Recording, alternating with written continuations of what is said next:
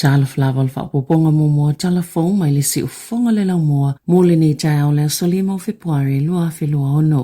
Sa faaliele ta le Labour Chris Hipkins ile langolango ina le malo le fea ngai nga poli treaty no winga te e Maori pe na sauno le pale mia sa ngā lulu ta iwi sa ili awalem fayona ngā lulu e fatasi na te ena Christopher Luxon tu a inga Hipkins mai e sauno ai o le fono ta fono iwi le solulu o se feso ta inga o ngā ma o se fono pitosili fo ileana lelei sa awa yai na faaliele ta fono le ngati wai o Abraham Edwards e yei whaamanianga le fono lea na whaia male malo peitai o lo o tele pea le lo tuti ngai tangata Maori. Whaatusa tusa i le taimi muli lea na yei Luxon i le tau sangalo a whelua wha. Sa yei Luxon i waitangi whaatasi mani minista o le malo. Ao sauni e le pōwhiri e whaawhelua yei tai o le malo i le tai awana le la le olo awa yai le pāle mia. O le winga le saunanga le tai o le leipai whaapete te i le malo i le treaty. Sa whaasino tonu lea i le treaty Principles Bill. Po le tola fono tau whaofi le vaenga whaopwhai le Act. E toi sui e le whaavai le tola fono le whia ngainga i waitangi po le malilianga le vao Maori matangata papae.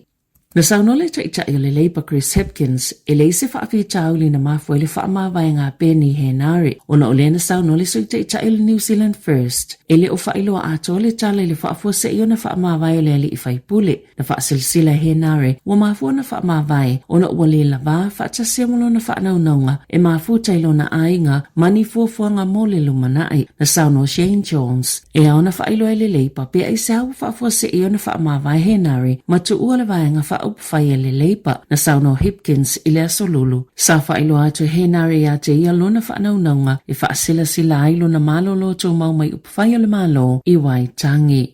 Na maliusa pango tai na ua umana toi mamoli il whalepuipui Mount Eden mai se whale whaamasino. Na sauno le sui komisino il whalepuipui a lii o David Pattinson. Betu sa le tolu lea wa uli o le solulu. Na tupu ai lea whalavlavi. O le taimi na tala ili sela o le pango ta i te tono le ta vale. Na iloa e lau whaingaluenga ua le manava. E ui ile tau mo whaingaluenga wha sauna na soifua. Peita ina le manuia. Na malupuipui e le pango ta i te tono lo na sela i te tono le ta vale. E le ini ailo ina masalomia lo na maliu. Peo na whaalia e Pattinson o maliu umalawa i tutono le vainga whalepuipui e ave umamo suenga mailo ai le mafua anga o le mali liu o pango ta. O le a whaatino ina fo isu suenga a le vainga whaatoma oti le au sue a whalepuipui.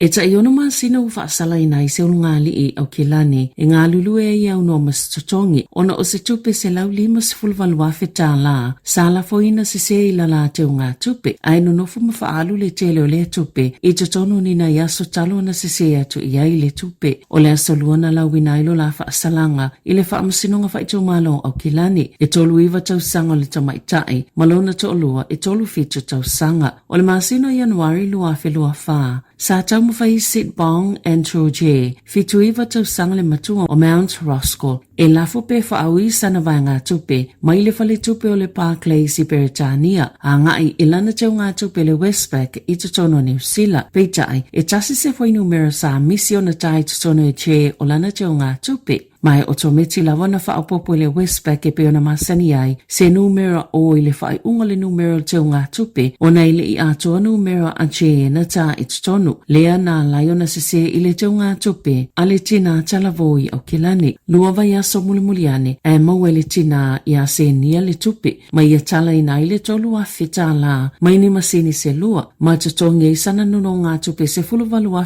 ono se lau iwa sfulfata la. Ai lafu ni vai ngā tupe te tele se lua po le transfer, i le tau ngā tupe alona to olua le Westpac, i le aso lava le e tasi. Lua aso mulimuliane, ai whaataula na taavale. E wha se fulu i wawhetala, o na toi tala le ito o se tupe i wawhetala, ma whaonga i tau mafa mawhale o loa. O le whaatonga mulimuli lava se nia, na whaiele i le McIntyre, e awhi lima se lau tala, a o le i maua. Na whaato ailo e jele i mawala na tupe le masino mati. Mai alongo ina i lua le Westpac, e ilunga la ititi ato le luas fulu valua fe tala na toi mawala faltupe ina ua faya sana su enga na tau mawhai chie na i toi mawala na tupe faafso ta i leo o fale tupe New Zealand faapea Peritania faapea ofiso sulfa inga ma toi mawa atoila na tupe le na toi tutongi le Parkley sile masina o mate ile tau sanga talwai na faalia leo ngali i faapea la ua ai usola manu malo mai se ta alonga ilunga upenga tafa ilangi le kasino na sauno che le tamaya na le tupe na matua onga na maftianga tau tupe na o yai a faina o na langona sa fainga tau na moepe tau sami mapa uwa yo na kilo e se fulu kilo kalama ona o le tau sa ilinga ola na tupe.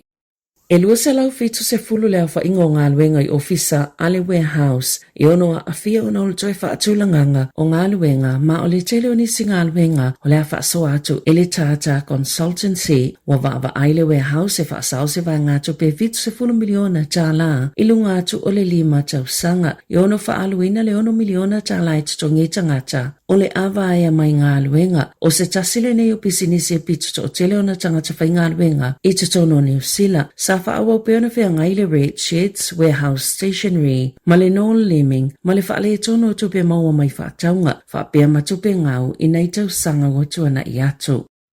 O le 5 tasi malfa sene lea o atu ele numero tangata le ini ngā luenga, o se tūlanga pitu walunga lea i tutono o le se fulu tau sanga. E se fulu 5 afe leo fa ingo ngā luenga o whaapopo i tutono masina e tolu e o mai a te sema peitai. Ua whaatuptele ina pe ele numero tangata sa ili ngā luenga. O si itia fo ili numero tupulanga talavo ele ini ngā luenga e ua to tele lavali tupao to maitai e maua ngā luenga. E se la wono se fulu 5 afe tangata ele ini ngā luenga mai tu samale fa afe le numero ua whaapopo anga i masina e tolu o tuana i atu. Ua whaamawina le sili atu na whaale e tono. O whaamaunga nei nei lo le tūlanga na valo i eina leo faito faul to mau ainga whaapea ai male fali tupe whaaleo leo.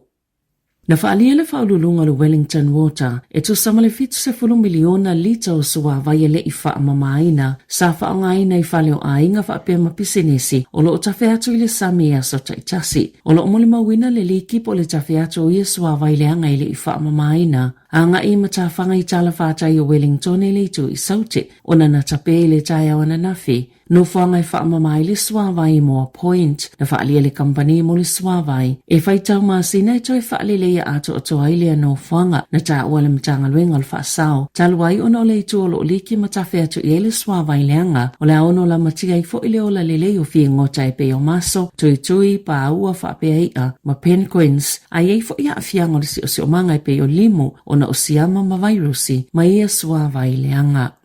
I taalonga, o whaamaunea le iuni la kapia New Zealand, le filifili a Iodane ko ulusi tutono la komiti, la tau te filifili ina se whaia onga fōle o le peleki, e to olima i la tau e au fiali te ifono, David Kirk, Kevin Melamo, pule sili le tō mau Steve Lancaster, Madon Trigger, o se tasina whaia onga le Black Sox, o le tau sanga lua whelua tolu na malo lo tō mau ai cold smile taalonga la kapi, ma iwa se fulua na taalonga whaitau lia mo le o le peleki, o la sa ili le komiti se tasi soito langa ya Scott Robertson, lea na whaamalolo le masina talwai, o Jamie Joseph ma Dave Rennie, sua whai o lo o atangia maile tau vai lea tofinga, ina o whaamani e Joe Schmidt, o lea whaawau na whaia onga i le Wallabies. Tala whauia malisi ufonga le lau moa, mo le nei vaenga o le tai ao.